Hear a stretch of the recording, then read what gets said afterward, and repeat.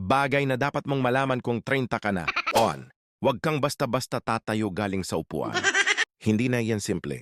Minsan may tunog pa, hindi na tayo 21. Respeto sa joints. 2. Kapag may reunion, may standard tanong na, kailan ka ikakasal? At syempre may bonus round, wala ka pang anak? Kalma lang. Mas mahalaga ang peace of mind kaysa pressure ng chismosa mong tita. 3. Yung mga pamangkin mo may jowa na, samantalang ikaw, may tanim na aloe vera. At least yan hindi nag-ghosting at low maintenance pa. 4. Ang laman ng wallet mo, wala ng love letter o barkada pic. Ngayon resibo ATM, PhilHealth. At kung sinuswerte ka, libreng kape card ng 7-Eleven. 5. Nagugulat ka na sa presyo ng gatas, kuryente at sibuyas. Literal na nasasaktan ka. Iba na talaga ang priorities. Dati sale ng sapatos ang inaabangan, ngayon promo ng bigas sa grocery. Hindi ka huli. Wala kang kailangang habulin.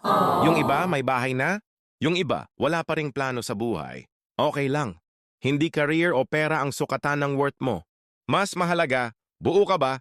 Masaya ka ba? Progress is not always loud. Minsan tahimik lang pero tuloy-tuloy.